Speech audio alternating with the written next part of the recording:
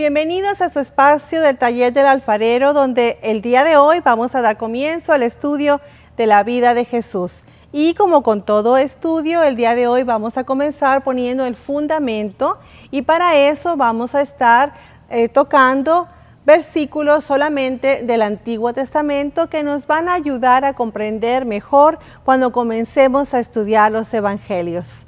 Por lo tanto, sin más preámbulos, comencemos.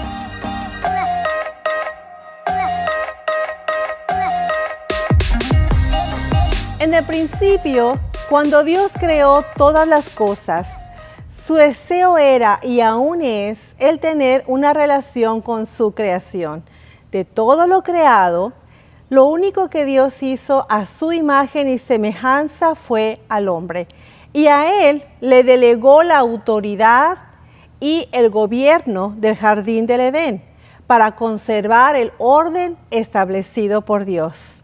Leamos esto en Génesis capítulo 2, versículo 15.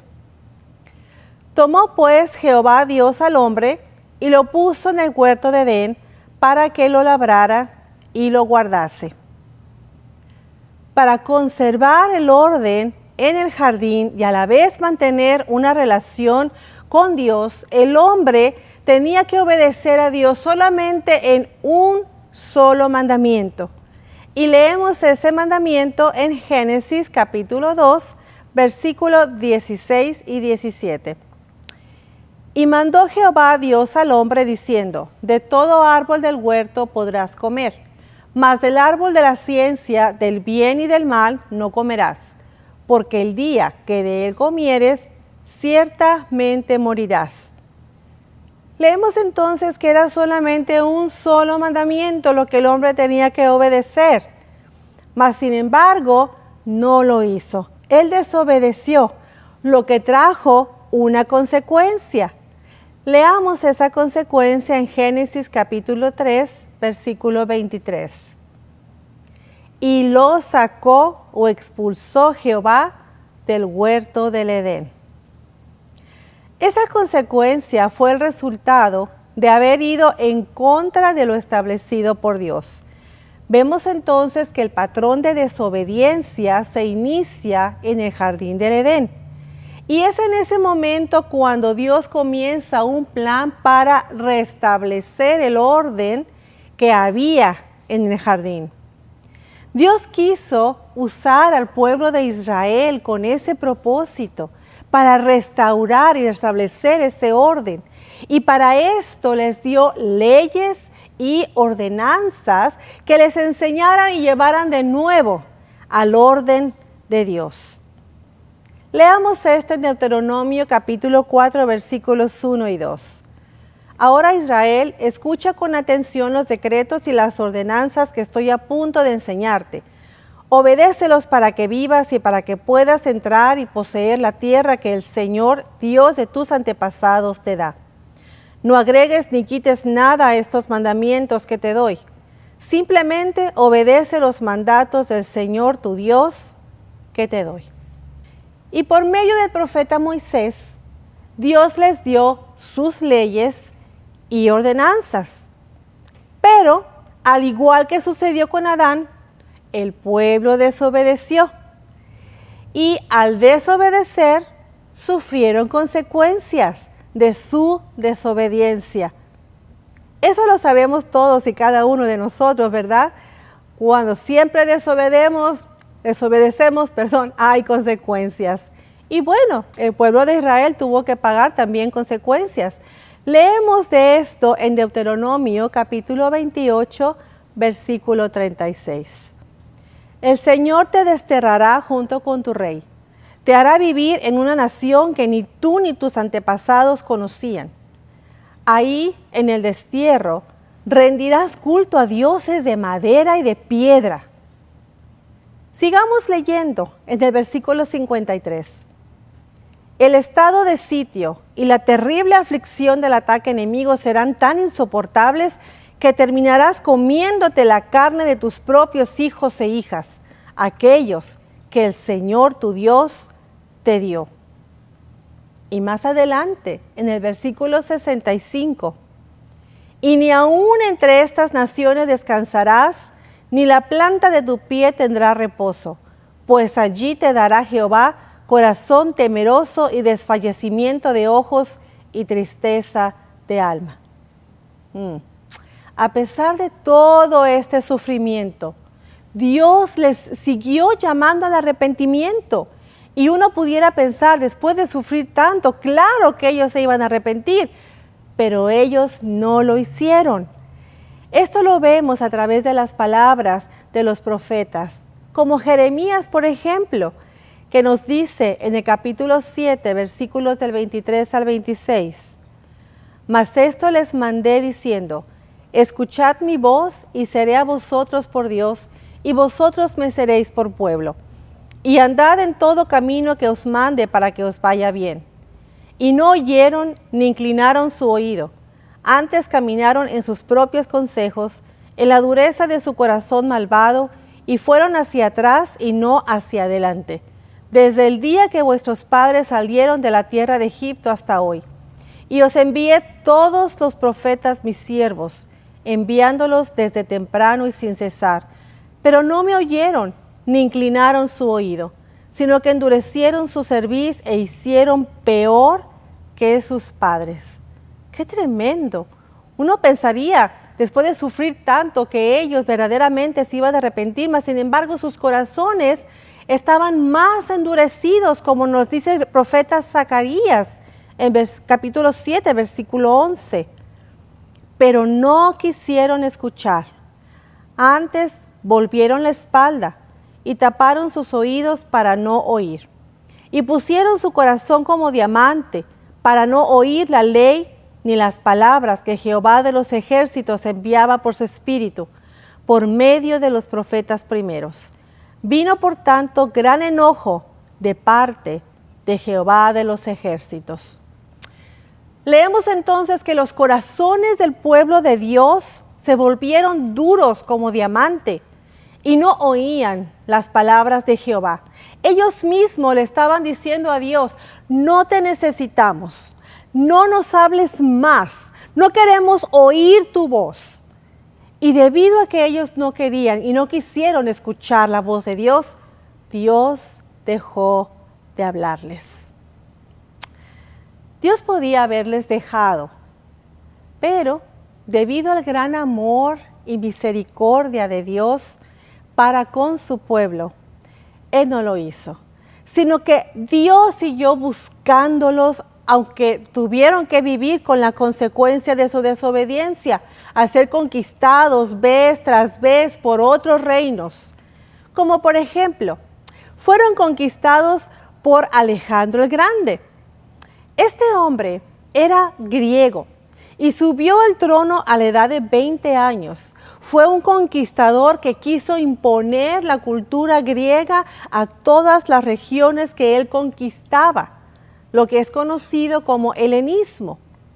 Debido a esto, todos tenían que cambiar su lenguaje al griego y adaptarse a la cultura griega. Qué difícil ha de haber sido para ellos. Este hombre construyó una ciudad muy importante en Egipto llamada Alejandría, que por muchos años fue la capital de Egipto.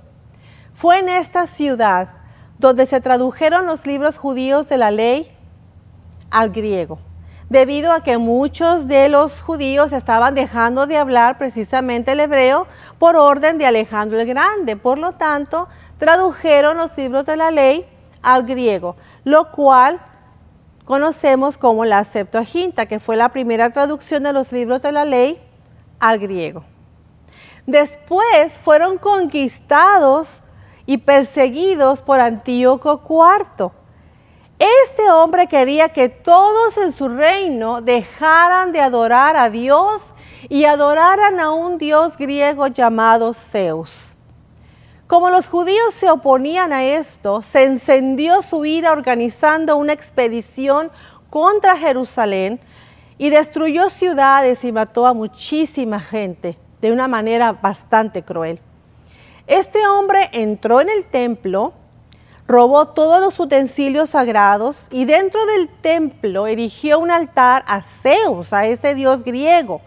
Y no solamente hizo eso, sino que sacrificó un cerdo que es considerado como un animal inmundo para los judíos dentro del templo.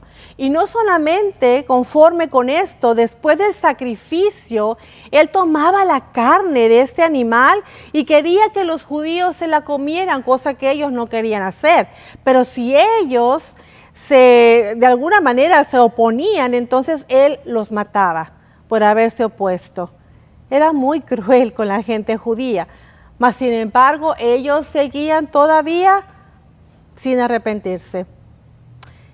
Fueron conquistados también por Herodes el Grande.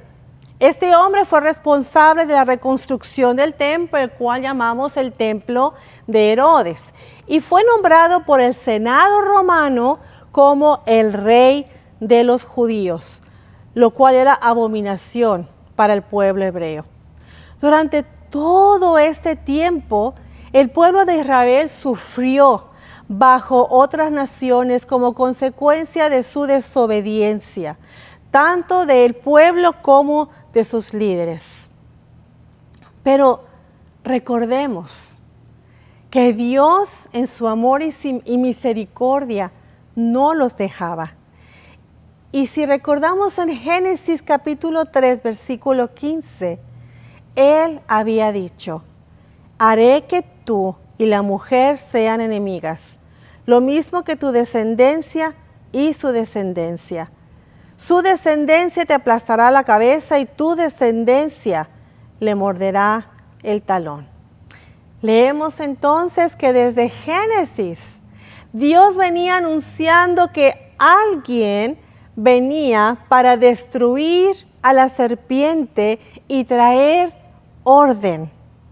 Como Isaías, el profeta, nos dice en el capítulo 9, versículos 6 y 7, un pasaje que yo creo que ustedes conocen muy bien. Porque un niño nos es nacido, hijo nos es dado, y el principado sobre su hombro, y se llamará su nombre admirable, consejero, Dios fuerte, Padre eterno, príncipe de paz. Lo dilatado de su imperio y la paz no tendrán límite sobre el trono de David y sobre su reino, disponiéndolo y confirmándolo en juicio y en justicia desde ahora y para siempre. El celo de Jehová de los ejércitos hará esto. Y en Isaías 7:14, también un pasaje muy conocido, leemos: por tanto, el Señor mismo os dará señal. He aquí que la Virgen concebirá y dará a luz un hijo, y llamará su nombre Emmanuel. Y hablando de su ministerio, leemos en Isaías 35, del 4 al 6. Decid a los de corazón apocado: esforzaos, no temáis. He aquí que vuestro Dios viene con retribución, con pago. Dios mismo vendrá y os salvará. Entonces los ojos de los ciegos serán abiertos y los oídos de los sordos se abrirán. Entonces el cojo saltará como un ciervo y cantará la lengua del mudo, porque aguas serán cavadas en el desierto y torrentes en la soledad.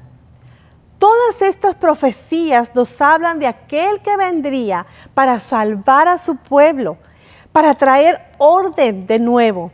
Pero antes de que este Salvador llegara, Dios usó a alguien más para prepararle el camino. Y leemos en Isaías capítulo 40, versículo 3. Voz que clama en el desierto: preparad camino a Jehová, enderezad calzada en la soledad a nuestro Dios. Y Malaquías, el último profeta antes del silencio de 400 años por parte de Dios, lo menciona también como alguien que venía para restaurar el orden perdido en el jardín, mediante la obediencia a la ley de Dios dada a Moisés. Pero detengámonos aquí y la próxima semana vamos a hablar de esa persona que venía antes del Salvador para preparar el camino y que los profetas Isaías y Malaquías nos anunciaban desde antes. Nos vemos la próxima semana aquí en el Taller del Alfarero. Bendiciones.